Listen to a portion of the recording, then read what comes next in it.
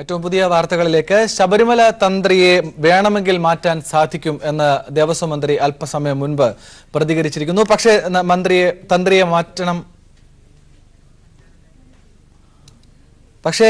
തന്ത്രിയെ മാറ്റണമെന്ന നിർദ്ദേശം നൽകിയിട്ടില്ലെന്നും അദ്ദേഹം സൂചിപ്പിച്ചു. ടൂറിസം മേഖലയെ സംബന്ധിച്ചുകൂടി അദ്ദേഹം ഈ ഘട്ടത്തിൽ പ്രതികരിക്കാൻ തയ്യാറായിട്ടുണ്ട്. എന്തായാലും ഇതിന്റെ വിശദാംശങ്ങളുമായി ലെസ്ലി ജോൺ ചേരുന്നുണ്ട്. ലെസ്ലി, എന്താണ് ഇതിന്റെ സമഗ്രമായ വിവരങ്ങൾ?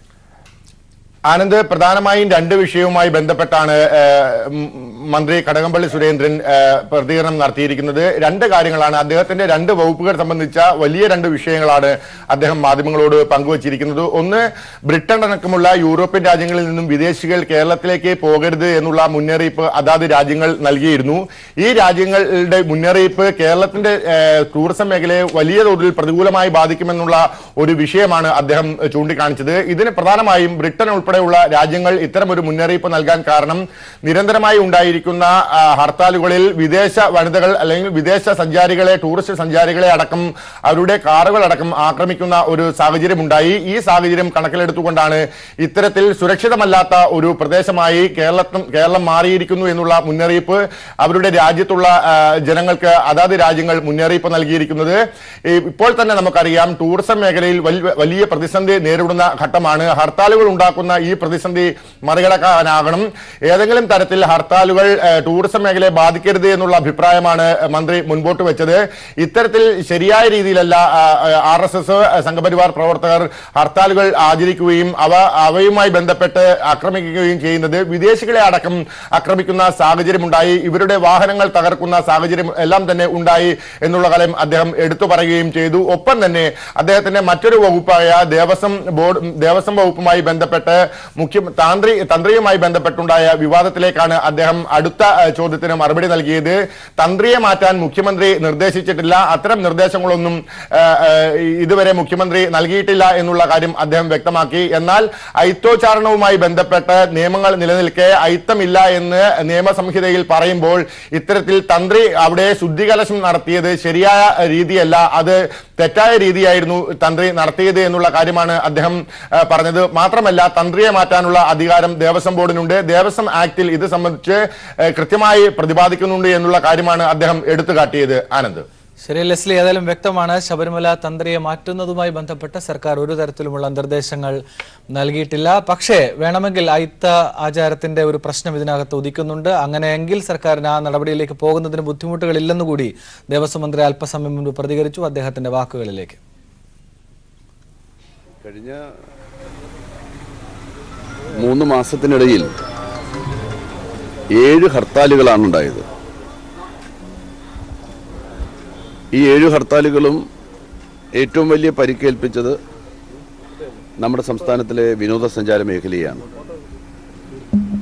വിനോദസഞ്ചാര മേഖല തകർന്നാൽ നമ്മുടെ സംസ്ഥാനത്തിൻ്റെ സാമ്പത്തിക മേഖലയായിരിക്കും തകരുക. നമ്മുടെ GDPയുടെ 10% കേരളത്തിന് സമ്മാനിക്കുന്നത് വിനോദസഞ്ചാര മേഖലയാണ്. ഈ തിരിച്ചറിവാണ് ഈ ഗവൺമെൻറ് അധികാരത്തിൽ വന്ന തുടക്കത്തിൽ തന്നെ എല്ലാ രാഷ്ട്രീയ കക്ഷികളുടെ നേതാക്കന്മാരുടെയും സമ്മേളനം വിളിച്ച് ഹർത്താൽ പോലുള്ള പ്രക്ഷോഭ സമരങ്ങളിൽ നിന്ന് വിനോദസഞ്ചാര മേഖലയെ ഒഴിവാക്കണം എന്നാവശ്യപ്പെട്ടത്. അത്തരമൊരു നിർദ്ദേശം സംസ്ഥാന ഗവൺമെൻറ്റിന് വേണ്ടി മുഖ്യമന്ത്രി മുന്നോട്ട് വെക്കുമ്പോൾ 2 കൈകളും നീട്ടിയാണ് കേരളത്തിലെ എല്ലാ പ്രധാന രാഷ്ട്രീയ കക്ഷികളും ആ നിർദ്ദേശത്തെ സ്വാഗതം ചെയ്തത്. ആദ്യഘട്ടത്തിലൊക്കെ തന്നെ അതിന് ഗുണമുണ്ടായി എന്നുള്ളത് വാസ്തവമാണ്. പക്ഷേ BJPയും RSSും നേതൃത്വം കൊടുത്ത് നടത്തിയ ഹർത്താലുകളുടെ ഘട്ടം വന്നപ്പോൾ വിനോദസഞ്ചാര മേഖലയ്ക്ക് രാഷ്ട്രീയ കക്ഷികൾ കൊടുത്തുകൊണ്ടിരുന്നതായിട്ടുള്ള പ്രത്യേക പരിഗണന ഒട്ടും തന്നെ നൽകാൻ വേണ്ടിയിട്ട് അവർ തയ്യാറായില്ല. എനിക്ക് തോന്നുന്നു അവരാദ്യം ആക്രമിക്കാൻ വേണ്ടി ശ്രമിച്ചത് വിനോദസഞ്ചാരികളെയാണെന്നാണ് തോന്നുന്നത്. കേരളത്തിൻ്റെ ചരിത്രത്തിൽ ഇതിനേക്കാൾ തീക്ഷ്ണമായിട്ടുള്ള സമരങ്ങളും പോരാട്ടങ്ങളും നടന്നിട്ടുണ്ട്. അത്തരം പോരാട്ടങ്ങളിൽ ഒരിക്കലും തന്നെ വിനോദസഞ്ചാരികളെ അവർക്ക് ബുദ്ധിമുട്ടുളവാക്കുന്നതായിട്ടുള്ള കാര്യങ്ങളാണ്. നമ്മുടെ പ്രക്ഷോഭത്തിൻ്റെ ഭാഗമായിട്ട് സ്വാഭാവികമായി ഉണ്ടാകുന്ന ബുദ്ധിമുട്ടുണ്ടാകും, അത് ഞാൻ സമ്മതിക്കുകയാണ്. പക്ഷേ ബോധപൂർവം അവർക്ക് ബുദ്ധിമുട്ടുളവാക്കുക, അവരുടെ വാഹനങ്ങൾ തടയുക, അവർക്ക് പ്രയാസകരമായിട്ടുള്ള സംഗതി സൃഷ്ടിക്കുക, അതൊന്നും ഒരിക്കലും നമ്മുടെ സംസ്കാരത്തിന് നിരക്കാത്തത് കൊണ്ട് തന്നെ ഏതു രാഷ്ട്രീയ കക്ഷി എത്ര തീവ്രമായിട്ടുള്ള പ്രക്ഷോഭങ്ങൾ ആസൂത്രണം ചെയ്താലും അതൊന്നും ഉണ്ടായിരുന്നില്ല. പക്ഷേ BJPയും RSSും ആഹ്വാനം ചെയ്ത് നടപ്പിലാക്കിയ കഴിഞ്ഞ എല്ലാ സമരങ്ങളിലും ഏതാണ്ട് ഉന്നം വെച്ച് പ്രവർത്തിക്കുന്നത് പോലെയാണ് വിനോദസഞ്ചാര മേഖലയ്ക്കെതിരായിട്ടുള്ള ആക്രമണം നടത്തിയത്. വിനോദസഞ്ചാരികളെ തടയുന്ന സ്ഥിതി ഉണ്ടായി. അവർ സഞ്ചരിച്ച വാഹനത്തിന് നേരെ കല്ലേറുണ്ടായി എന്ന് പറഞ്ഞാൽ എത്രമാത്രം നമ്മൾ സാംസ്കാരികമായിട്ട് അധപ്പതിക്കപ്പെട്ടു എന്നുള്ളതിൻ്റെ ഏറ്റവും വലിയ സൂചകമല്ലേ? ദൈവത്തിൻ്റെ സ്വന്തം നാട്, അതിഥി ദേവോ ഭവ, ഇതാണ് നമ്മുടെ മുദ്രാവാക്യം എന്ന് പറയുന്നത്. ഈശ്വരന് തുല്യരായി അതിഥികളെ കാണുക എന്ന സംസ്കാരം ഉയർത്തിപ്പിടിക്കുന്ന കേരളത്തിൽ മറ്റു സംസ്ഥാനങ്ങളിൽ നിന്നും മറ്റു രാജ്യങ്ങളിൽ നിന്നും വരുന്ന വിനോദസഞ്ചാരികളെ തടസ്സപ്പെടുത്തുകയും തടയുകയും ആക്രമിക്കുകയൊക്കെ ചെയ്യുക എന്ന് പറയുന്നത് കേരളത്തിൻ്റെ സംസ്കാരമല്ല, നമ്മുടെ നാടിന് പരിചിതമായിട്ടുള്ള ഒരു കാര്യമല്ല. ഇതാണിന്നിപ്പോൾ സാർവദേശീയമായിട്ട് തന്നെ കേരളത്തിലേക്കുള്ള വിനോദസഞ്ചാരികളുടെ വരവിനെ തടസ്സപ്പെടുത്തുന്ന തരത്തിൽ വിവിധ രാജ്യങ്ങൾ മുന്നോട്ട് വന്നിരിക്കുന്നത്. ഇപ്പോൾ UK കാര്യം മാത്രമല്ല, USA മുന്നോട്ട് വന്നിരിക്കുന്നു എന്നാണ് ഏറ്റവും അവസാനത്തെ അറിവെന്ന് പറയുന്നത്. അവരാരും പോകരുതെന്ന് പറയുന്നില്ല, പക്ഷേ നിങ്ങൾ ശ്രദ്ധിക്കണമെന്ന് പറയുന്നു. യഥാർത്ഥത്തിൽ അതുതന്നെ അപമാനമല്ലേ നമുക്ക്? മറ്റൊരു രാഷ്ട്രം കേരളത്തിലേക്കുള്ള നിങ്ങളുടെ സഞ്ചാരം ശ്രദ്ധിക്കണം. അവിടെ ശബരിമല എന്ന ഒരു ക്ഷേത്രത്തിൻ്റെ പേരിൽ വലിയ കോലാഹലം നടക്കുകയാണ്, പ്രക്ഷോഭം നടക്കുകയാണ്, അതുകൊണ്ട് ആൾക്കൂട്ടമുള്ള സ്ഥലത്തൊന്നും നിങ്ങൾ പോകാൻ വേണ്ടി പാടില്ല എന്നെല്ലാം പറഞ്ഞ് തങ്ങളുടെ യാത്രയ്ക്ക് വിസ ചോദിക്കുന്ന ആളുകളോടും അല്ലെ യാത്രാനുമതി ചോദിക്കുന്നവർക്കും അത്തരം നിർദ്ദേശം കൊടുക്കുക എന്ന് പറയുന്നത് സംസ്ഥാനത്തിന് അപമാനകരമായിട്ടുള്ള കാര്യമാണ്. ഞാൻ വളരെ വിനയപൂർവ്വം നമ്മുടെ പ്രക്ഷോഭകാരികളായിട്ടുള്ള ആളുകളോട്, അത് ഏത് പ്രക്ഷോഭകാരികളാണെങ്കിലും ശരി, അവരോട് ഞാൻ അഭ്യർത്ഥിക്കുന്നത്, നിങ്ങൾ ദയവ് ചെയ്ത് വിനോദസഞ്ചാരികളെ ഇത്തരം പ്രക്ഷോഭങ്ങളിൽ നിന്ന് മാറ്റി നിർത്താൻ വേണ്ടിയിട്ടുള്ള സാമാന്യമായിട്ടുള്ള മര്യാദയും നീതിയും കാണിക്കണമെന്നുള്ളതാണ്. കേവലമായിട്ടുള്ള സാമ്പത്തികമായിട്ടുള്ള ഒരു വരുമാന സ്രോതസ് അടയുന്ന കാര്യം മാത്രമല്ല, നൂറ്റാണ്ടുകളായിട്ട് നമ്മുടെ സംസ്ഥാനം പുലർത്തിപ്പോകുന്ന ഉദാത്തമായിട്ടുള്ള സാംസ്കാരിക പാരമ്പര്യത്തിന് നേർക്ക് നടക്കുന്ന ഏറ്റവും വലിയ ആക്രമണമാണത്. നമ്മുടെ സംസ്ഥാനം മറ്റു രാജ്യങ്ങളുടെ മുന്നിൽ അപമാനിതരാവുകയാണ്. നമ്മളെക്കുറിച്ച് ഏറ്റവും മോശപ്പെട്ട ഒരു അവസ്ഥ വരികയാണ്. ദയവ് ചെയ്ത് അത്തരം നീക്കങ്ങളിൽ നിന്ന് പിന്മാറണമെന്നുള്ള വളരെ വിനയപൂർവ്വമായിട്ടുള്ള അപേക്ഷയാണ് എനിക്കുള്ളത്. ഈ നടക്കുന്ന സമരമെല്ലാം രാഷ്ട്രീയ പ്രേരിത സമരമാണെന്ന് അറിഞ്ഞുകൂടാത്തവരല്ല കേരളീയർ, പക്ഷെ പുറത്തുനിന്ന് വരുന്ന ആളുകൾക്ക് അത് അറിയില്ലല്ലോ. ഇത് തന്ത്രിയെ മാറ്റണം മുഖ്യമന്ത്രി ഉൾപ്പെടെയുള്ളവർ ഇങ്ങനെ പറയുന്നുണ്ട്. അപ്പോൾ ഇനിയും അതിങ്ങനെ നീട്ടിക്കൊണ്ടു പോകുമോ, അതോ തന്ത്രിക്കെതിരെ ശക്തമായ അത് വേറെ വിഷയമാണ്. തന്ത്രി മാറ്റുന്ന കാര്യം വേറെ വിഷയമാണ്. ഞാനിപ്പോൾ പറഞ്ഞു വന്നത് വിനോദസഞ്ചാര മേഖലയുടെ പ്രശ്നമാണ്. വിനോദസഞ്ചാര മേഖലയുടെ പ്രശ്നമാണ് ഞാൻ പറഞ്ഞു വന്നത്. ഞാൻ തന്ത്രിയുടെ കാര്യം പിന്നീട് പറയാം, കുഴപ്പമില്ല. അപ്പം അതുകൊണ്ട് ഈ രാഷ്ട്രീയ പ്രേരിത സമരത്തിന് നേതൃത്വം കൊടുക്കുന്ന എൻ്റെ ബഹുമാന്യ സുഹൃത്തുക്കളോട്, നിങ്ങൾ രാഷ്ട്രീയമായിട്ട് സമരം ചെയ്യൂ, അതൊക്കെ നിങ്ങളുടെ കാര്യം. പക്ഷേ അതിൽ നിന്ന് വിനോദസഞ്ചാര മേഖലയെ ഒഴിവാക്കണം, വിനോദസഞ്ചാരികളെ സമ്പൂർണ്ണമായിട്ട് ഒഴിവാക്കണം. ഇത്തരം അക്രമങ്ങൾ നമ്മുടെ നാടിൻ്റെ, കേരളത്തിൻ്റെ മാത്രമല്ല ഭാരതത്തിൻ്റെ യശസ്സിന് തന്നെ ഹാനികരമാണെന്ന് മനസ്സിലാക്കാനുള്ള വിവേകം ഉണ്ടാകണമെന്നാണ് എനിക്ക് അഭ്യർത്ഥിക്കാനുള്ളത്. ഇനി ചോദിക്കാം, ഈ തന്ത്രിയുടെ കേസിലെ മുഖ്യമന്ത്രി ഉൾപ്പെടെയുള്ളവർ തന്ത്രിയെ നീക്കണം എന്നാവശ്യപ്പെട്ട് തന്ത്രി മാറി നിൽക്കണം. അല്ല, മുഖ്യമന്ത്രി എന്ന് പറഞ്ഞു എന്ന് പറഞ്ഞാൽ ഞാൻ 2 ദിവസത്തിന് മുമ്പാണ് തന്ത്രിയുടെ നടപടികൾ ശരിയല്ല, ശുദ്ധിക്രിയ തേടുന്നതിന് വേണ്ടിയിട്ട് ഒരു തീരുമാനം ഉണ്ടായിട്ടുണ്ട്. മുഖ്യമന്ത്രി തന്ത്രിയെ മാറ്റാനും തിരിക്കാനും ഒന്നും പറഞ്ഞിട്ടില്ല. മുഖ്യമന്ത്രിയോടുള്ള ചോദ്യത്തിന് മറുപടിയായിട്ട്, എന്നോടുള്ള ചോദ്യത്തിന് മറുപടിയായിട്ട് പറഞ്ഞിട്ടുണ്ടാവും അക്കാര്യങ്ങൾക്ക് തീരുമാനിക്കേണ്ടത് തിരുവിതാംകൂർ ദേവസ്വം ബോർഡാണ്. തന്ത്രി അന്ന് സ്വീകരിച്ച നടപടി ഞാൻ കൃത്യമായിട്ടും പറഞ്ഞു, അത് സുപ്രീം കോടതിയുടെ വിധിയുടെ ലംഘനം തന്നെയാണ്, അക്കാര്യത്തിൽ സംശയമില്ല. അയിത്താചാരത്തിൻ്റെ പ്രശ്നം പോലും അതിനകത്ത് ഇപ്പോൾ ഉയർന്നു വന്നിട്ടുണ്ട്. ഇന്നിപ്പോൾ അറിയുന്നത് അയിത്താചാരത്തിൻ്റെ പ്രശ്നം കൂടെ ആ നടപടിയുടെ ഭാഗമായിട്ട് വന്നിരിക്കുന്നു എന്നാണ്. അങ്ങനെ ചെയ്യാനായിട്ട് തന്ത്രിക്ക് അവകാശമില്ല. തന്ത്രി തന്നെയാണ്, താന്ത്രിക വിദ്യയെല്ലാം അനുസരിച്ച് പ്രവർത്തിക്കേണ്ട ആൾ തന്നെയാണ്. പക്ഷേ സുപ്രീം കോടതിയുടെ വിധിയെ ലംഘിക്കാൻ തന്ത്രിക്ക് അവകാശമില്ല. അതാണ് പറഞ്ഞത്. തന്ത്രിക്ക് മാത്രമായിട്ടൊരു തീരുമാനമെടുക്കാനും സാധിക്കില്ല. തന്ത്രി ഏതു തീരുമാനമെടുക്കുന്നതിന് മുമ്പും തിരുവിതാംകൂർ ദേവസ്വം ബോർഡുമായിട്ട് ആലോചിക്കേണ്ടതായിരുന്നു. അത്തരമൊരു ആലോചന നടന്നില്ല എന്ന് ദേവസ്വം ബോർഡ് അധികാരികൾ പറഞ്ഞു. അതിൻ്റെ അടിസ്ഥാനത്തിൽ തന്ത്രിയോട് വിശദീകരണം ചോദിച്ചിട്ടുണ്ട്. തന്ത്രിയുടെ വിശദീകരണം കിട്ടുന്ന മുറയ്ക്ക് ഉചിതമായിട്ടുള്ള തീരുമാനം ദേവസ്വം ബോർഡ് സ്വീകരിക്കും. അക്കാര്യത്തിൽ എനിക്ക് വലിയ സംശയമൊന്നുമില്ല. പോകാൻ കഴിയും? ഈ കാര്യത്തിൽ ഏത് പരിധി വരെ പോകാൻ സാധിക്കും? മന്ത്രി കടകംപള്ളിയുടെ പ്രതികരണമാണ് നമ്മൾ കണ്ടത്. ലെസ്ലി തുടരുന്നുണ്ട് നമ്മളോടൊപ്പം. നേരത്തെ ലെസ്ലി തന്നെ സൂചിപ്പിച്ചതുപോലെ വളരെ സുപ്രധാനമായ രണ്ട് കാര്യങ്ങളാണ് ഒരു സംസ്ഥാനത്തിന്റെ ദേവസ്വവും ടൂറിസവും വകുപ്പുകൾ കൈകാര്യം ചെയ്യുന്ന മന്ത്രി മാധ്യമങ്ങളോട് പറഞ്ഞിരിക്കുന്നത്. പ്രധാനമായും നമ്മുടെ ഒരു സാംസ്കാരിക പശ്ചാത്തലത്തിനെ തന്നെ അട്ടിമറിക്കുകയാണ് ഇത്തരം വലിയ കലാപം എന്ന് അദ്ദേഹം സൂചിപ്പിക്കുന്നുണ്ട്. അത് വളരെ നിർണായകമായ ഒരു നിരീക്ഷണമാണ്. മറ്റു രാജ്യങ്ങളിൽ നിന്ന് കേരളത്തിലേക്ക് പോകുന്ന ആളുകൾ, വിനോദസഞ്ചാരത്തിനായി പോകുന്നവർ കരുതലെടുക്കണം, ശ്രദ്ധിക്കണം എന്ന നിലയിൽ ഒരു മന്ത്രി സ്ഥിരീകരിക്കുകയാണ് വാർത്തകൾ. ആ നിലയിൽ കാര്യങ്ങൾ വരുന്നത് തീർച്ചയായും ഗൗരവം തന്നെയാണ്. മറ്റൊന്ന് തന്ത്രിയുമായി ബന്ധപ്പെട്ട കാര്യവും വളരെ സുപ്രധാനമായി ഇപ്പോൾ നമ്മൾ ചർച്ച ചെയ്യേണ്ടതുമാണ്. ലെസ്ലി. ആനന്ദ്, തീർച്ചയായും കേരളത്തിന്റെ പ്രധാനമായ രണ്ട് വകുപ്പുകൾ കൈകാര്യം ചെയ്യുന്ന മന്ത്രി കൂടിയാണ് കടകംപള്ളി സുരേന്ദ്രൻ. ദേവസ്വം ടൂറിസം വകുപ്പുകളിൽ ഉണ്ടാകുന്ന കൃത്യമായ വിവരങ്ങൾ, അതും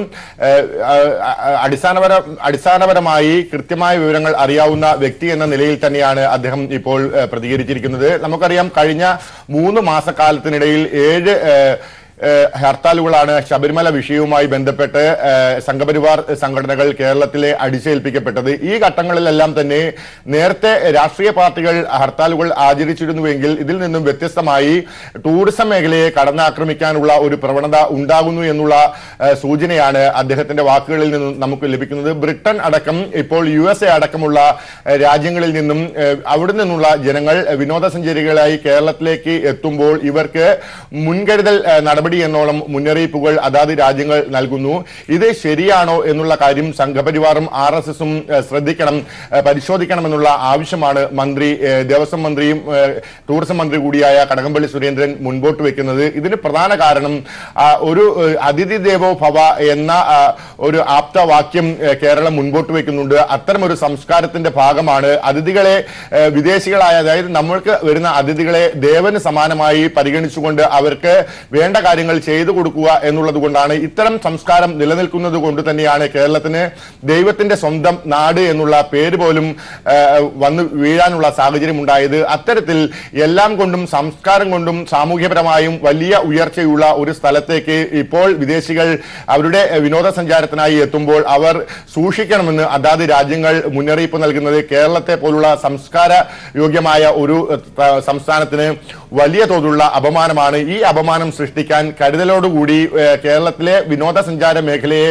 ഉന്നം വെച്ചുകൊണ്ടുള്ള ഹർത്താലുകൾ നിന്നും ഇവർ പിന്മാറണം എന്നുള്ള കാര്യമാണ് അദ്ദേഹം മുൻപോട്ട് വെക്കുന്നത്. മറ്റൊരു പ്രധാന വിഷയം, GDP റേറ്റിൽ 10% കുറവാണ് ഹർത്താൽ ദിനങ്ങൾ കൊണ്ട് കേരളത്തിനുണ്ടായത്. അത്തരത്തിൽ സാമ്പത്തിക മേഖലയിൽ വലിയ പുറകോട്ടടി ഈ മേഖല ഉണ്ട് എന്നുള്ള ഒരു അവസ്ഥ നിലനിൽക്കുന്ന ഘട്ടത്തിലാണ് ഇത്തരത്തിൽ അനാവശ്യമായ ഹർത്താലുകൾ കൊണ്ട് വീണ്ടും കേരളത്തെ വീർപ്പ് മുട്ടിക്കുന്ന തരത്തിലേക്ക്, ടൂറിസം മേഖലയെ തകർക്കുന്ന തരത്തിലേക്ക് ഇത്തരം ഹർത്താലുകൾ മാറുകയും വിദേശ സഞ്ചാരികളുടെ എണ്ണം കുറയുന്ന ഒരു സാഹചര്യത്തിലേക്ക് എത്തുകയും ചെയ്യുന്നത്.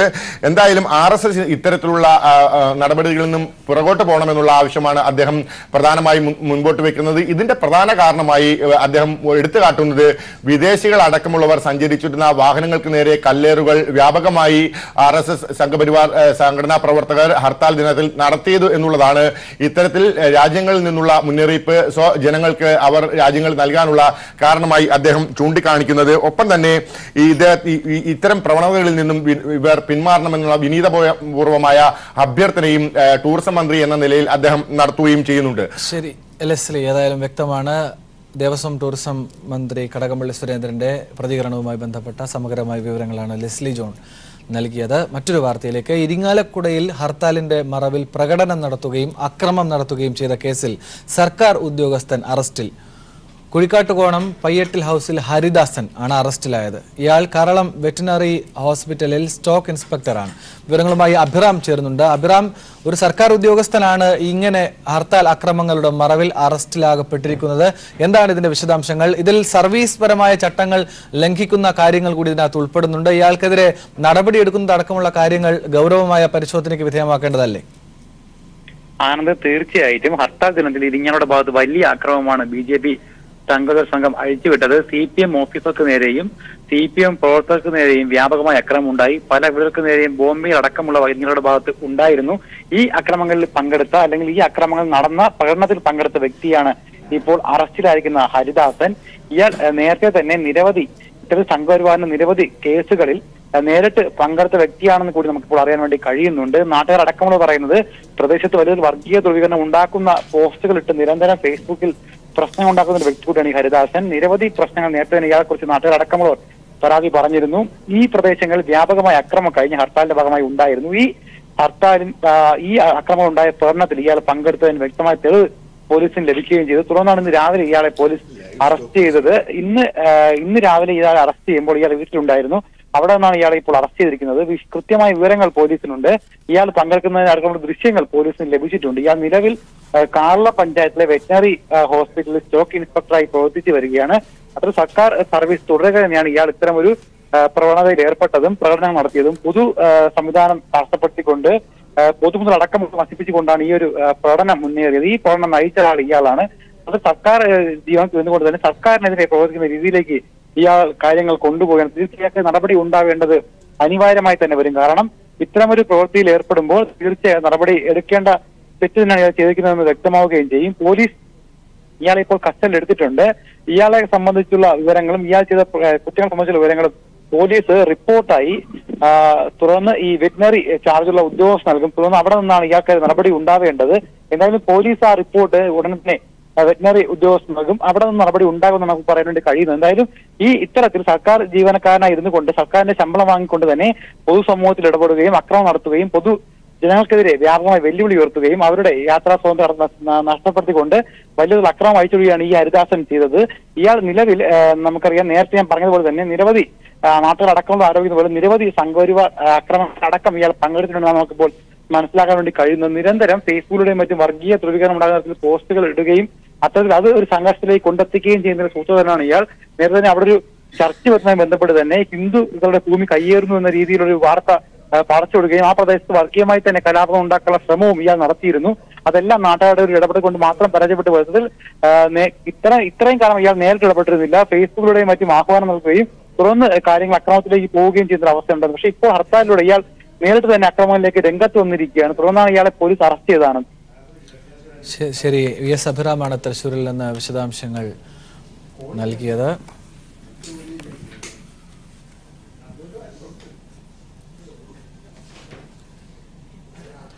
തലശ്ശേരി ന്യൂമാഹി പോലീസ് സ്റ്റേഷൻ പരിധികളിൽ നാളെ അർദ്ധരാത്രി വരെ നിരോധനാജ്ഞ പ്രഖ്യാപിച്ചു. ഇന്നലെ നടന്ന അക്രമ സംഭവങ്ങളുടെ പശ്ചാത്തലത്തിലാണ് നിരോധനാജ്ഞ. അതേസമയം തലശ്ശേരിയിൽ RSS അക്രമം തുടരുന്നു. NGO യൂണിയൻ നേതാവിന്റെ വീടിന് നേരെ ഇന്ന് പുലർച്ചെ ബോംബർ ഉണ്ടായി. വിവരങ്ങളുമായി ഇപ്പോൾ കണ്ണൂരിൽ നിന്ന് M സന്തോഷ് ചേരുന്നുണ്ട്. സന്തോഷ്, സമാധാന ചർച്ചകളിൽ ഒരുപക്ഷെ RSSന്റെയും CPMന്റെയും ഒക്കെയും സമുന്നതരായ നേതൃത്വം കൂടി പങ്കെടുത്തുകൊണ്ടാണ് കാര്യങ്ങൾ മുന്നോട്ട് പോകാൻ തീരുമാനിച്ചത്. ഇപ്പോൾ ഇതാ NGO നേതാവിന്റെ വീട്ടിലേക്ക് കൂടി ബോംബർ തുടരുന്ന സാഹചര്യങ്ങളിലേക്ക് കാര്യങ്ങൾ പോവുകയാണോ? ആനന്ദ്, ായ തീരുമാനങ്ങൾ ലംഘിക്കുന്ന നിലപാടും നടപടികളുമാണ് RSSന്റെ ഭാഗത്ത് നിന്നും ഉണ്ടാകുന്നത്. ഇന്നലെ സമാധാന യോഗം ചേരുകയും ഒരു തരത്തിലുള്ള അക്രമ സംഭവങ്ങൾക്കോ പ്രകോപനങ്ങൾക്കോ നേതൃത്വം നൽകുകയോ ചെയ്യില്ല എന്ന് RSSന്റെ നേതാക്കൾ തന്നെ കലക്ടർക്ക് ഉറപ്പ് നൽകിയതാണ്. എന്നാൽ ഈ ഉറപ്പ് നൽകി മണിക്കൂറുകൾ പിന്നിടുന്നതിനിടെ തന്നെ RSS തലശ്ശേരി മേഖലയിൽ വീണ്ടും വ്യാപകമായ അക്രമം അഴിച്ചുവിട്ടു. വീടുകൾക്ക് നേരെയാണ് വീണ്ടും RSS ആക്രമണം നടത്തുന്നത്. ഇന്നലെ രാത്രിയും ഇന്ന് പുലർച്ചെയുമായി CPM പ്രവർത്തകരുടെ വീടുകൾക്ക് നേരെ ബോംബേറും അതോടൊപ്പം തന്നെ വീടുകൾക്ക് നേരെ ആക്രമണവും ഉണ്ടായി. ഇന്ന് പുലർച്ചെ 12:00 തലശ്ശേരിയിൽ NGO യൂണിയൻ നേതാവിന്റെ വീടിനെ ബോംബെറിഞ്ഞു. NGO യൂണിയൻ കണ്ണൂർ ജില്ലാ കൗൺസിലർ P വിമൽകുമാറിന്റെ വീടിനാണ് ബോംബെറിഞ്ഞത്. Panchayat deputy director office junior superintendent കൂടിയാണ് വിമൽകുമാർ. തലശ്ശേരി കൊളശ്ശേരിയിലെ വാവാച്ചിമുക്കിലെ വീടിന് നേരെയാണ് ബോംബേർ ഉണ്ടായത്. വീടിന്റെ മുൻവശത്തെ സിറ്റ് ഔട്ടുകളും ജനൽ ഗ്ലാസുകളും തകർന്നു. ബോംബേർ നടക്കുമ്പോൾ വിമലും ഭാര്യയും വീട്ടിലുണ്ടായിരുന്നു. അതോടൊപ്പം തന്നെ ഇന്നലെ നടന്നിട്ടുള്ള മറ്റൊരു ആക്രമണം, ഇന്നലെ ഒരു മദ്രസയ്ക്ക് നേരെയും ഇന്നലെ രാത്രി ആക്രമണം ഉണ്ടായിട്ടുണ്ട്. തലശ്ശേരി പാറാലിലാണ് മദ്രസയ്ക്ക് നേരെ ആക്രമണം ഉണ്ടായത്. ഇന്നലെ രാത്രി ഒരു സംഘം ആക്രമണം നടത്തുകയായിരുന്നു. മദ്രസക്കകത്തുണ്ടായിരുന്ന ഫർണിച്ചർ, ഇൻവെർട്ടർ, മൈക്ക് തുടങ്ങിയതെല്ലാം തന്നെയും തകർത്തു. ഇത്തരത്തിൽ രാത്രിയുടെ മറവിലാണ് സംഘപരിവാർ തലശ്ശേരി മേഖലയിൽ ആക്രമണം അഴിച്ചുവിടുന്നത്. ബൈക്കുകളിലെത്തി ബോംബെറിഞ്ഞ് രക്ഷപ്പെടുന്നതാണ് RSS ഈ മേഖലയിൽ സ്വീകരിക്കുന്ന ആക്രമണ രീതി. ഏതായാലും പോലീസ് സുരക്ഷാ ബന്ദോബസ്ത് ശക്തിപ്പെടുത്തുന്നതിന്റെ ഭാഗമായാണ് മേഖലയിൽ നിരോധനാജ്ഞ പ്രഖ്യാപിച്ചിട്ടുള്ളത്. നാളെ അർദ്ധരാത്രി വരെയാണ് തലശ്ശേരി ന്യൂമാഹി പോലീസ് സ്റ്റേഷൻ പരിധിയിൽ നിരോധനാജ്ഞ പ്രഖ്യാപിച്ചിട്ടുള്ളത്. ശരി, എം സന്തോഷാണ് വിശദാംശങ്ങൾ നൽകിയത്. കോഴിക്കോട് മിഠായി തെരുവിൽ ആക്രമണം നടത്തിയവർക്കെതിരെ കലാപാഹ്വാനത്തിന് കേസെടുത്തു. 27 പേർ അറസ്റ്റിലായി. 150-ലേറെ പേർക്കെതിരെ കേസെടുത്തിട്ടുണ്ട്. അതേസമയം ഇന്നലെ പേരാമ്പ്രയിൽ RSS പ്രവർത്തകന്റെ വീട്ടിൽ നിന്ന് ബോംബ് ശേഖരവും ആയുധങ്ങളും പോലീസ് പിടിച്ചെടുത്തു. പോലീസ് ആക്ട് പ്രകാരം നിരോധനം നിലനിൽക്കുമ്പോഴും കോഴിക്കോട് പേരാമ്പ്രയടക്കമുള്ള പ്രദേശങ്ങളിൽ RSS ആക്രമണം തുടരുകയാണ്. RSS പ്രവർത്തകൻ കടിയങ്ങാട് ജാനകിവയൽ വിജേഷിന്റെ വീട് റെയ്ഡ് ചെയ്ത പോലീസ് ബോംബ് ശേഖരവും ആയുധങ്ങളും പിടികൂടി. ഹർത്താൽ ദിനം ഡിവൈഎസ്പിയെ ആക്രമിച്ചവർ താമസിച്ച വീടാണിത്. ഹർത്താൽ ദിനം മിഠായി തെരുവിൽ ആക്രമണം നടത്തിയ 27 പേരെ പോലീസ് അറസ്റ്റ് ചെയ്തു. 150-ലേറെ RSS പ്രവർത്തകർ കേസിൽ ഉൾപ്പെട്ടിട്ടുണ്ട്. ഇവർക്കെതിരെ കലാപാഹ്വാനം, പൊതുമുതൽ നശിപ്പിക്കൽ എന്നിങ്ങനെ 153A വകുപ്പ് പ്രകാരമാണ് കേസെടുത്തിരിക്കുന്നത്. അതേസമയം പേരാമ്പ്രയിൽ CPIM പ്രവർത്തകൻ വടക്കേടത്ത് താഴെക്കുനിൽ രാധാകൃഷ്ണന്റെ വീടിനു നേരെ ഇന്നും ബോംബാക്രമണമുണ്ടായി. കൊളത്തറ ബ്രാഞ്ച് സെക്രട്ടറിയുടെ വീടിനു നേരെയും RSS ബോംബാക്രമണം നടത്തുകയുണ്ടായി. News bureau, Kozhikode.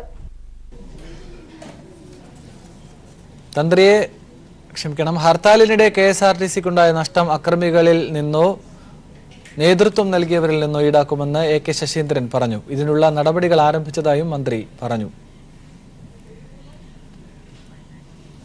മേഘ മാധവൻ ചേരുന്നുണ്ട് വിവരങ്ങളുമായി. മേഘ, എന്താണ് വിശദാംശങ്ങൾ? ആനന്ദ്, കഴിഞ്ഞ ദിവസം ഉണ്ടായ ഹർത്താലിൽ KSRTC ബസ്സുകൾക്ക് നേരെ വ്യാപകമായ ആക്രമണമായിരുന്നു ഉണ്ടായിരുന്നത്.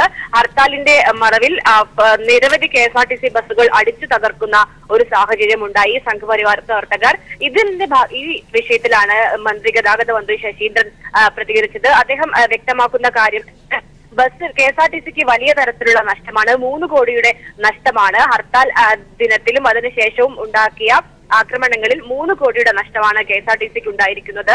ഇത് അക്രമികളിൽ നിന്നും അതിന് ഹർത്താലിന് നേതൃത്വം നൽകിയ നേതാക്കന്മാരിൽ നിന്നും ഈടാക്കാൻ തീരുമാനം എടുത്തിട്ടുണ്ട്. അതുമായി ബന്ധപ്പെട്ടുള്ള നിയമ നടപടികൾ സ്വീകരിച്ചതായും അദ്ദേഹം വ്യക്തമാക്കി. 100-ഓളം ബസ്സുകളാണ് പൂർണ്ണമായും 310-ഓളം KSRTC ബസ്സുകളാണ് പൂർണ്ണമായും തകർത്തത്. ഇതിൽ KSRTCക്ക് വലിയ നഷ്ടം ഉണ്ടായിട്ടുണ്ട്. ഇത് നേതാക്കളിൽ നിന്നും അക്രമികളിൽ നിന്നും ഉടൻ ഈടാക്കും. ഇതുമായി ബന്ധപ്പെട്ട് CCTV ദൃശ്യങ്ങളൊക്കെ തന്നെ പരിശോധിച്ച് വരികയാണ്. അക്രമികളെ കണ്ടെത്തി പണം ഈടാക്കാനുള്ള, നഷ്ടം ഈടാക്കാനുള്ള നിയമ നടപടികൾ സ്വീകരിച്ചതായും ശശീന്ദ്രൻ വ്യക്തമാക്കി. നിലവിൽ KSRTC ബസ്സുകൾ കൃത്യമായി തന്നെ സർവീസ് നടത്തുന്നുണ്ട്. ഈ പ്രശ്നങ്ങളൊക്കെ തന്നെയും ഇപ്പോൾ താൽക്കാലികമായി പരിഹരിച്ച് KSRTC ബസ്സുകൾ നിരത്തിൽ ഇറങ്ങും. പക്ഷേ ഉടൻ തന്നെ ഈ അക്രമികളിൽ നിന്നും നേതാക്കളിൽ നിന്നും നഷ്ടം ഈടാക്കി അത് നികത്തുകയും ചെയ്യും എന്നും അദ്ദേഹം കോഴിക്കോട്ട് പറഞ്ഞിരിക്കുന്നു. ശരി, വ്യക്തമാണ്. മേഘമാധവനാണ് വിവരങ്ങൾ നൽകിയത്. ഹർത്താലിന്റെ മറവിൽ സംസ്ഥാനത്തൊട്ടാകെ സംഘപരിവാർ നടത്തിയ അക്രമങ്ങളിൽ പ്രതിഷേധിച്ച് DYFI സെക്രട്ടേറിയറ്റിലേക്ക് പ്രതിഷേധ മാർച്ച് നടത്തി. ഭരണഘടനയെ സംരക്ഷിക്കണമെന്നും അക്രമികളെ ഉടൻ അറസ്റ്റ് ചെയ്യണമെന്നും ആവശ്യപ്പെട്ടായിരുന്നു മാർച്ച്. ആർക്കും വേണ്ടാത്ത സമരമായി BJPയുടെ സമരം മാറിപ്പോയി എന്ന്, അതുകൊണ്ടാണ് BJP അക്രമത്തിലേക്ക് മുതിർന്നതെന്നും മാർച്ച് ഉദ്ഘാടനം ചെയ്ത V ശിവൻകുട്ടി പറഞ്ഞു. DYFI സംസ്ഥാന കമ്മിറ്റി അംഗങ്ങളായ AM അൻസാരി, പ്രതിൻസാജ് കൃഷ്ണ, കവിത എന്നിവർ സംസാരിച്ചു. ശബരിമലയിലെ നിരോധനാജ്ഞ മകരവിളക്ക് ദിവസമായ ജനുവരി 14 വരെ നീട്ടി. പത്തനംതിട്ട ജില്ലാ പോലീസ് മേധാവിയുടെയും എക്സിക്യൂട്ടീവ് മജിസ്ട്രേറ്റിന്റെയും റിപ്പോർട്ടുകൾ പരിഗണിച്ചാണ് കളക്ടർ നിരോധനാജ്ഞ നീട്ടിയത്. പമ്പ പോലീസ് സ്റ്റേഷൻ പരിധിയിലെ ഇലവുങ്കൽ മുതൽ സന്നിധാനം വരെയുള്ള എല്ലാ പ്രദേശങ്ങളിലെയും മുഴുവൻ റോഡുകളിലും ഉപറോഡുകളിലും നിരോധനാജ്ഞ ബാധകമാണ്. അതേസമയം ശരണം വിളിക്കുന്നതിനോ ഭക്തർ കൂട്ടമായി എത്തുന്നതിനോ നിയന്ത്രണങ്ങൾ ഒന്നുമില്ലെന്ന് ഉത്തരവിൽ വ്യക്തമാക്കുന്നു.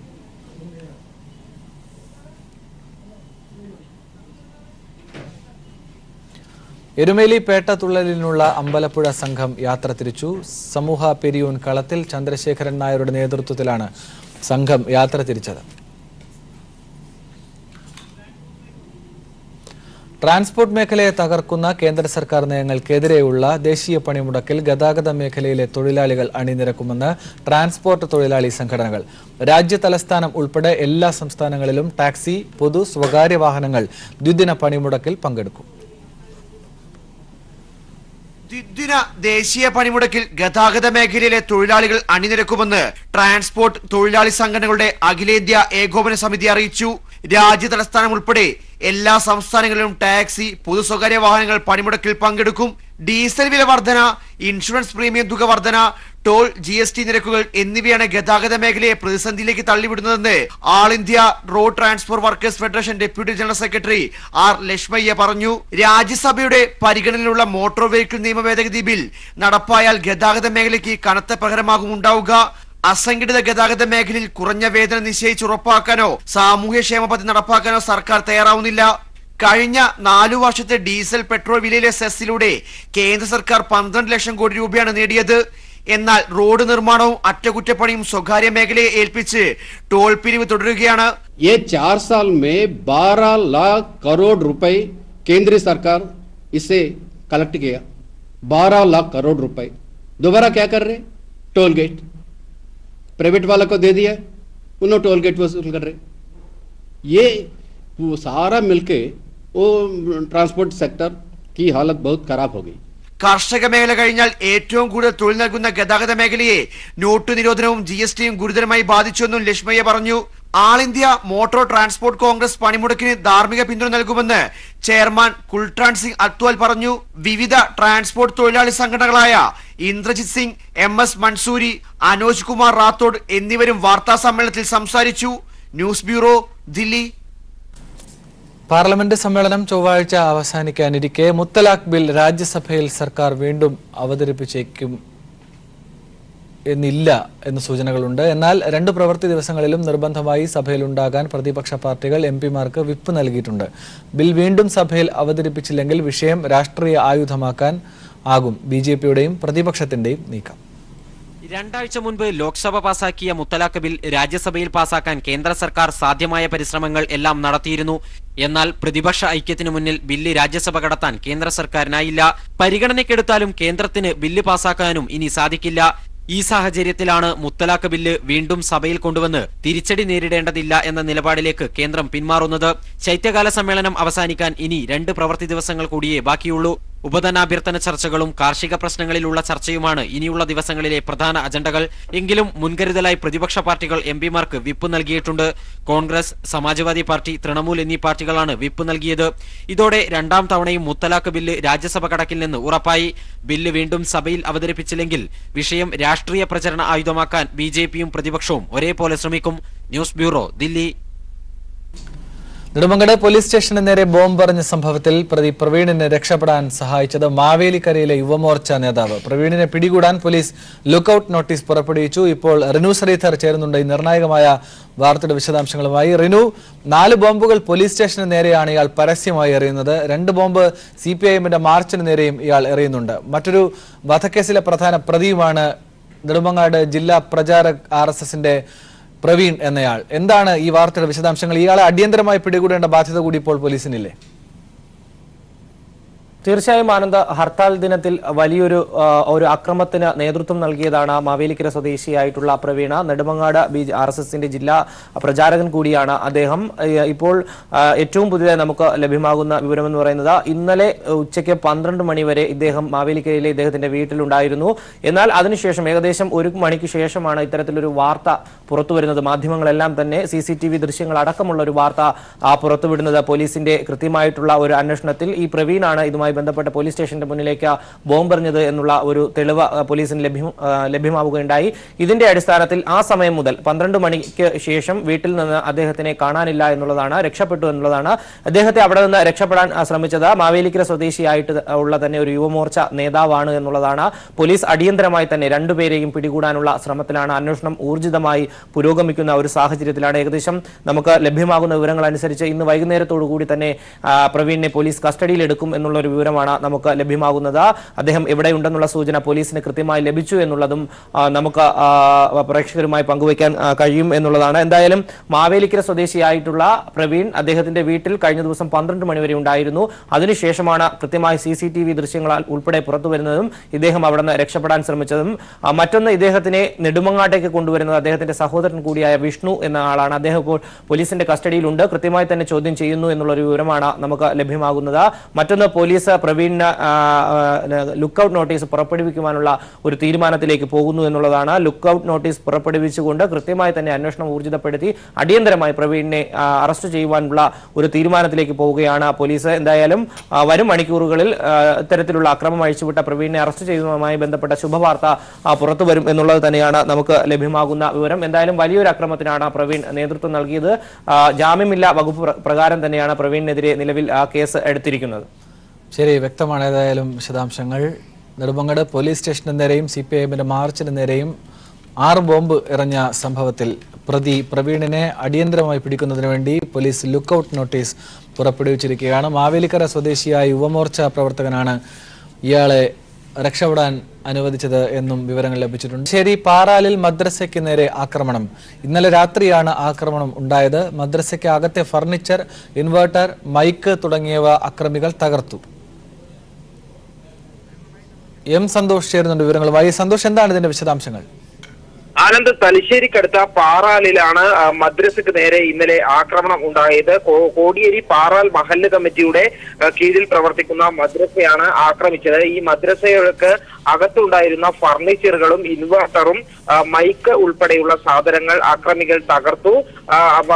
ഈ രാത്രി ഈ മദ്രസയിൽ ആളുകൾ ഉണ്ടായിരുന്നില്ല. ആ സമയത്താണ് വാതിൽ തകർത്ത് അകത്ത് കയറി ഇത്തരത്തിലുള്ള ഒരു ആക്രമണം മദ്രസക്ക് നേരെ നടത്തിയത്. തലശ്ശേരിയിൽ കഴിഞ്ഞ ദിവസങ്ങളിലായി സംഘപരിവാർ നേതൃത്വത്തിൽ നടക്കുന്ന ആക്രമണങ്ങളുടെ തുടർച്ചയാണ് മദ്രസക്ക് നേരെ, കോടിയേരിക്കടുത്ത പാറാലിലുള്ള മദ്രസക്ക് നേരെ നടത്തിയിട്ടുള്ള ആക്രമണം എന്നാണ് ഇപ്പോൾ കണക്കുകൂട്ടുന്നത്. പോലീസ് സ്ഥലത്തെത്തി കേസെടുത്ത് അന്വേഷണം ആരംഭിച്ചിട്ടുണ്ട്. അക്രമികളെ പിടികൂടാനുള്ള ശ്രമം ആരംഭിച്ചിട്ടുണ്ട്. തലശ്ശേരി മേഖലയിൽ കമ്മ്യൂണിസ്റ്റ് വിരുദ്ധ, ന്യൂനപക്ഷ വിരുദ്ധ കലാപത്തിന് കോപ്പുകൂട്ടുകയാണ് RSS എന്നാണ് ഇതിലൂടെ വ്യക്തമാകുന്നത്. കമ്മ്യൂണിസ്റ്റുകാരുടെയും അതോടൊപ്പം തന്നെ ഇപ്പോൾ ഈ പള്ളി മദ്രസ ഉൾപ്പെടെ ആക്രമിക്കപ്പെട്ട സംഭവത്തിൽ നിന്നും അക്കാര്യമാണ് ബോധ്യപ്പെടുന്നത്. CPM പ്രവർത്തകരുടെയും നേതാക്കളുടെയും വീടുകൾക്ക് നേരെ വ്യാപകമായ ആക്രമണം കഴിഞ്ഞ ദിവസങ്ങളിൽ ഉണ്ടായിരുന്നു. സമാധാന യോഗത്തിന് ശേഷവും വീടുകൾ ആക്രമിക്കുന്ന സ്ഥിതിയിൽ നിന്നും RSS പിന്മാറിയിട്ടില്ല. ഈ ആക്രമണങ്ങളുടെ തുടർച്ചയായാണ് പാറാലിൽ പള്ളി മഹല്ല് കമ്മിറ്റി കീഴിലുള്ള മദ്രസയ്ക്ക് നേരെ ആക്രമണം ഉണ്ടായത്. ആനന്ദ്, ശരി, സന്തോഷാണ് കണ്ണൂരിൽ നിന്ന് വിശദാംശങ്ങൾ നൽകിയത്. ശബരിമല വിഷയത്തിൽ NK പ്രേമചന്ദ്രനെ തള്ളി RSP കേന്ദ്ര നേതൃത്വം. RSP സുപ്രീം കോടതി വിധിയെ അനുകൂലിക്കുന്നുവെന്നും കേന്ദ്ര നേതൃത്വം സ്ത്രീ തുല്യതയ്ക്കൊപ്പമെന്നും RSP ജനറൽ സെക്രട്ടറി ക്ഷിതി ഗോസ്വാമി. ചർച്ചകളിലൂടെയാണ് വിഷയം പരിഹരിക്കേണ്ടത്. നിയമനിർമ്മാണം വേണമെന്ന ആവശ്യം ഉന്നയിക്കാൻ RSP കേന്ദ്ര നേതൃത്വം തയ്യാറായില്ല. ശബരിമല വിഷയം കൈകാര്യം ചെയ്തതിലെ നേട്ടം ലോക്സഭാ തെരഞ്ഞെടുപ്പിൽ ഇടതുമുന്നണിക്ക് ഉണ്ടാകുമെന്നും ക്ഷിതി ഗോസ്വാമി പറഞ്ഞു. ശരത്ത് ചേരുന്നുണ്ട് ദില്ലിയിൽ നിന്ന്. ശരത്ത്, എന്താണ് ഈ വാർത്തയുടെ വിശദാംശങ്ങൾ? ആനന്ദ്, കോൺഗ്രസിന് പിന്നാലെ സംസ്ഥാന തലത്തിലും ദേശീയ തലത്തിലും രണ്ട് അഭിപ്രായമുള്ള രണ്ടാമത്തെ പാർട്ടി എന്ന നേട്ടമാണ് ശബരിമല വിഷയത്തിലൂടെ ഇപ്പോൾ RSPക്ക് ഉണ്ടായിരിക്കുന്നത്. സുപ്രീം കോടതി വിധി മറികടക്കാൻ വേണ്ടി നിയമനിർമ്മാണം വേണമെന്ന ആവശ്യമാണ് NK പ്രേമചന്ദ്രൻ ലോക്സഭയ്ക്കകത്തും അതുപോലെ തന്നെ ലോക്സഭയ്ക്ക് പുറത്തും ഉന്നയിച്ചുകൊണ്ടേയിരുന്നത്. NK പ്രേമചന്ദ്രന്റെ ഈ അഭിപ്രായത്തെ, ഈ നിലപാടിനെ പൂർണ്ണമായും തള്ളിക്കൊണ്ടുള്ള ഒരു നിലപാടാണ് ഇപ്പോൾ RSPയുടെ കേന്ദ്ര നേതൃത്വം സ്വീകരിച്ചിരിക്കുന്നത്. RSP കേന്ദ്ര നേതൃത്വം വ്യക്തമാക്കിയത് വിഷയം ചർച്ചകളിലൂടെ പരിഹരിക്കാനുള്ള ശ്രമങ്ങൾ ഉണ്ടാകണമെന്നുള്ളതാണ്. അതായത് മുതിർന്ന ജഡ്ജിമാരെ ഉൾപ്പെടെ വിളിച്ചു ചേർത്തുകൊണ്ടുള്ള ചർച്ചകൾ സംഘടിപ്പിച്ച് ആ രീതിയിൽ ഈ ഒരു വിഷയത്തെ, ഈ വികാരമുള്ള ഈ ഒരു പ്രതിസന്ധി ഉന്നയിക്കുന്ന ആളുകളോടൊപ്പം തന്നെ വിശദാംശങ്ങൾ ചോദിച്ചുകൊണ്ട് അത്തരത്തിലുള്ള ഒരു സമവായ സാധ്യതകൾ തേടണമെന്നുള്ള ഒരു നിർദ്ദേശമാണ് RSP കേന്ദ്ര നേതൃത്വം മുന്നോട്ട് വെച്ചത്. എന്നാൽ കുറെ കൂടി തീവ്രമായ നിലപാടിലേക്കാണ് RSPയുടെ NK പ്രേമചന്ദ്രൻ MP പോയിരിക്കുന്നത്. ഈ ഒരു വ്യത്യാസത്തിലൂടെ തന്നെ NK പ്രേമചന്ദ്രന്റെ നിലപാടിനോട് പൂർണ്ണമായും വിയോജിച്ച ഒരു നിലപാടാണ് RSP കേന്ദ്ര നേതൃത്വത്തിന് ഉള്ളത് എന്ന് വ്യക്തമാണ്. അതുപോലെ തന്നെ RSPയുടേത് ദേശീയ നേതൃത്വത്തിന്റെ നിലപാട് പൂർണ്ണമായും ലിംഗനീതിക്കൊപ്പമുള്ളതാണ്. സുപ്രീം കോടതി വിധിയെ പൂർണ്ണമായും അനുകൂലിക്കുന്ന ഒരു നിലപാടാണ്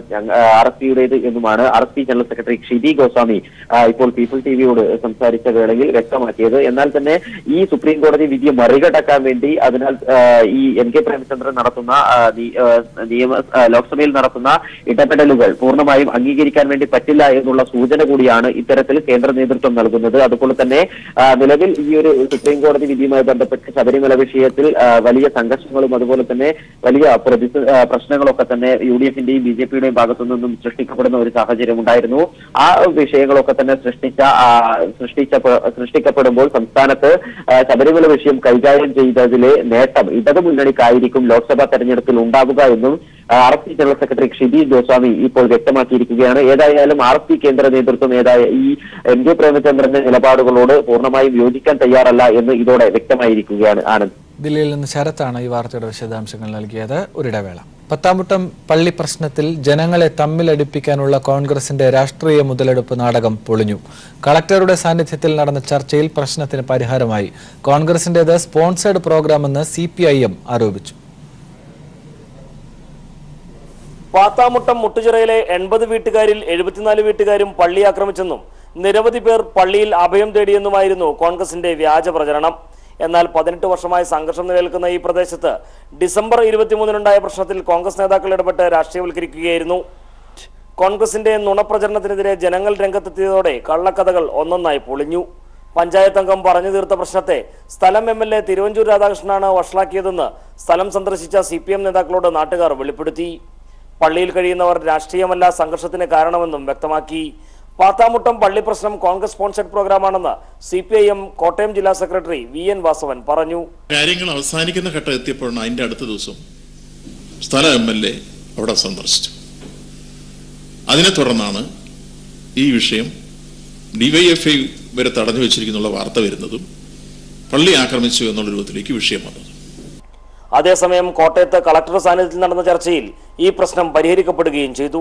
രണ്ടു ഭാഗക്കാരും കുറെ കാര്യങ്ങളൊക്കെ അന്യോന്യം അവരുടെ ഭാഗങ്ങളൊക്കെ പറഞ്ഞതിന് ശേഷം ഏതായാലും നാട്ടിൽ സഹകരിച്ച് ഒത്തൊരുമിച്ച് പോകേണ്ടവരാണ് എന്നുള്ള ഒരു തിരിച്ചറിവിന്റെ അടിസ്ഥാനത്തിൽ ആ വിധത്തിലേക്ക് പോകാം, നമ്മൾ സമാധാനമായിട്ട് പോകാമെന്നുള്ള വിധത്തിൽ ധാരണയിലെത്തുകയാണ് ഉണ്ടായിട്ടുള്ളത്.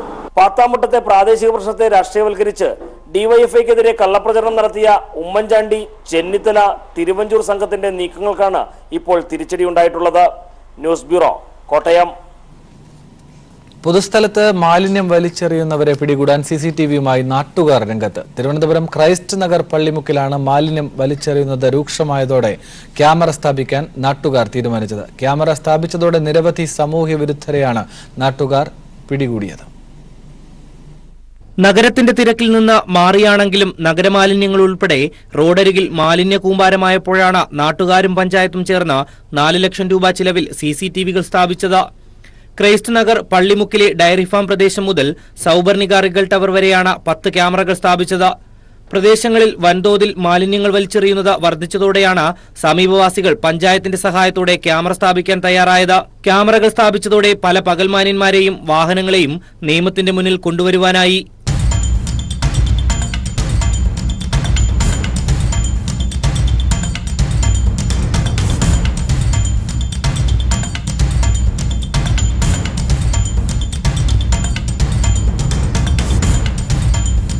വഴയിലെ ക്രൈസ്റ്റ് നഗർ കല്ലേം റോഡ് ഏറ്റവും ഒന്നാന്തരമായിട്ട് ഉണ്ടാക്കിയിരിക്കുന്ന റോഡാണ്. ഏറ്റവും ഈ സിറ്റിയിലുള്ള റോഡിൽ ഏറ്റവും മെച്ചപ്പെട്ട രീതിയിൽ ഉണ്ടാക്കിയിരിക്കുന്ന റോഡ്. പക്ഷേ ഇതിൻ്റെ പാർശ്വ ഫലങ്ങളിൽ കൊണ്ടുതള്ളുന്ന ഈ അഴുക്ക് കാരണം, വേസ്റ്റ് കാരണം ഇതിലൂടെ വഴിയാത്രയ്ക്ക് സഞ്ചരിക്കാൻ വളരെ ബുദ്ധിമുട്ടാണ്. രാത്രിയെന്നോ പകലെന്നോ ഇല്ലാതെ റോഡിലേക്ക് മാലിന്യം വലിച്ചെറിയുന്നവരാണ് ക്യാമറയിൽ കുടുങ്ങിയത്. ഇവരുടെ വീഡിയോ പഞ്ചായത്തിനെ ഏൽപ്പിക്കും. പഞ്ചായത്ത് ഇവർക്ക് പിഴ ചുമത്തും. ഇങ്ങനെയാണ് ശിക്ഷാരീതി. ക്യാമറകൾ സ്ഥാപിച്ചതോടെ മൂക്കുപൊത്തി മാത്രം നടക്കാൻ കഴിയുന്ന ഇവിടം ഒരു പരിധിവരെ മാലിന്യമുക്തമായിരിക്കുകയാണ്.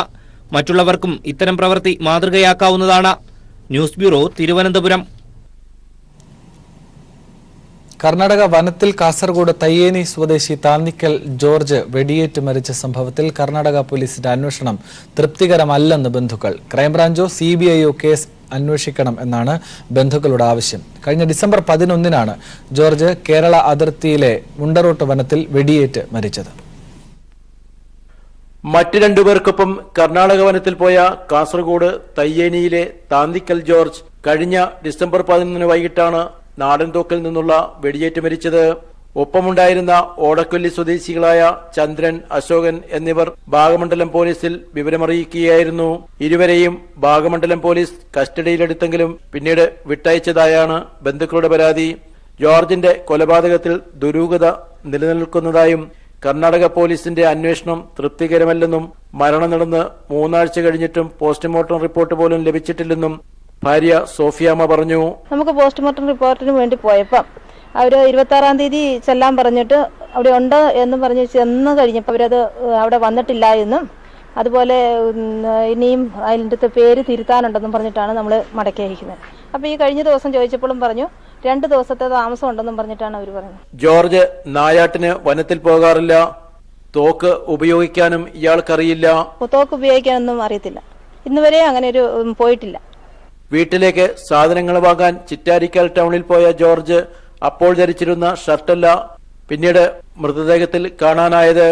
മൃതദേഹത്തിൽ ഉണ്ടായിരുന്ന ബനിയൻ ജോർജിന്റേതല്ലെന്നും മൊബൈൽ ഫോണും പണവും വീട്ടിൽ നിന്ന് പോകുമ്പോൾ ധരിച്ചിരുന്ന ഷർട്ടും ഇതുവരെ തിരികെ കിട്ടിയിട്ടില്ലെന്നും സോഫിയാമ്മ പറഞ്ഞു. കർണാടക പോലീസിന്റെ അന്വേഷണം തൃപ്തികരമല്ല. ആ പോയ സമയത്ത് ഇട്ടുകൊണ്ടുപോയ ഡ്രസ് അല്ല ശരീരത്തിലുള്ളത്. മരിച്ചു കിടക്കുന്ന സമയത്ത് കണ്ടത് ബനിയനാണ്. ഷർട്ടും പൈസയും ഫോണും ഒന്നും നമുക്ക് ഇതുവരെയും കിട്ടിയിട്ടില്ലാത്തതിനാല് നമുക്കിതിങ്ങനെ ഒരു സംശയം വന്നേ. ക്രൈംബ്രാഞ്ചോ CBIയോ അന്വേഷിച്ചാൽ കൊലയാളികളെ കണ്ടെത്താനാകുമെന്ന പ്രതീക്ഷയിലാണ് ബന്ധുക്കൾ. News bureau, Kasaragod. Idukki medical കോളേജിൽ ഈ വർഷം തന്നെ വിദ്യാർത്ഥികൾക്ക് പ്രവേശനം നൽകാൻ കഴിയുമെന്ന് ആരോഗ്യവകുപ്പ് മന്ത്രി KK ശൈലജ ടീച്ചർ. MCAയുടെ അംഗീകാരം ലഭിക്കുന്നതിനുള്ള ശ്രമങ്ങൾ പുരോഗമിക്കുകയാണെന്നും മന്ത്രി അറിയിച്ചു. ഇടുക്കി മെഡിക്കൽ കോളേജിന്റെ അവലോകന യോഗത്തിൽ സംസാരിക്കുകയായിരുന്നു മന്ത്രി. കളക്ടറേറ്റിൽ നടന്ന യോഗത്തിൽ മന്ത്രി MM Mani, MP Joice George, MLA Roshi Augustine, collector K Jeevan Babu എന്നിവർക്കൊപ്പം മെഡിക്കൽ കോളേജ് പ്രിൻസിപ്പൽ, മെഡിക്കൽ വിദ്യാഭ്യാസ ഡയറക്ടർ തുടങ്ങിയവരും പങ്കെടുത്തു. ആശുപത്രി സമുച്ചയത്തിന്റെയും അക്കാദമിക് ബ്ലോക്കിന്റെയും റെസിഡൻഷ്യൽ കോംപ്ലക്സിന്റെയും നിർമ്മാണ പുരോഗതി യോഗം വിലയിരുത്തി.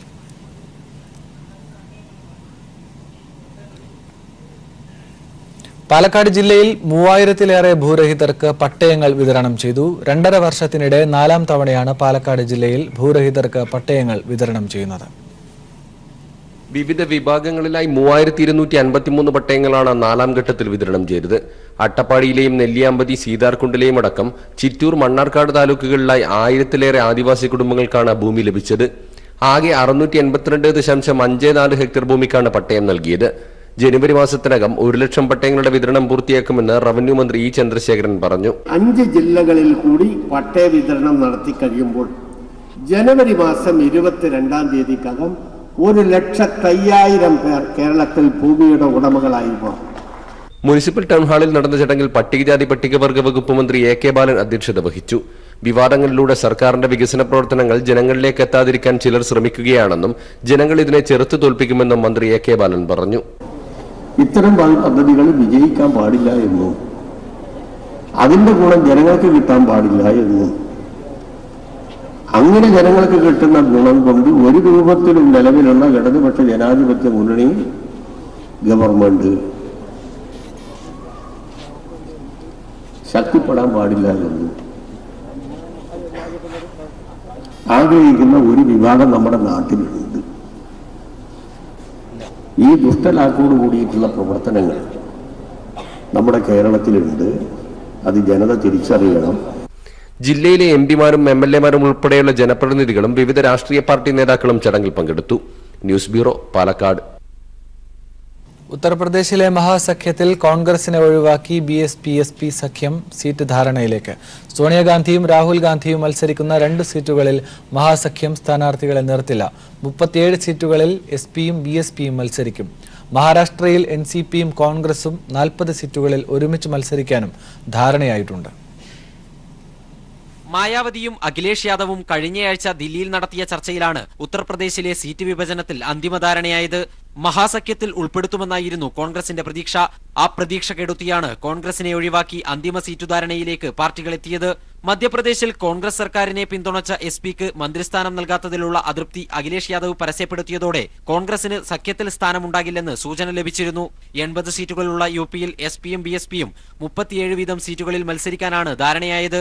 അജിത് സിംഗിന്റെ RLDക്ക് കൈരാന ഉൾപ്പെടെ 3 സീറ്റ് നൽകും. BJP സഖ്യകക്ഷിയായ ഓംപ്രകാശ് രാജ്ഭറിന്റെ സുഹൽദേവ് ഭാരതീയ സമാജ് പാർട്ടി, അപ്നാദൾ എന്നിവർ NDA വിട്ടാൽ അവർക്ക് നൽകാനായും 2 സീറ്റുകൾ ഒഴിച്ചുവിടും.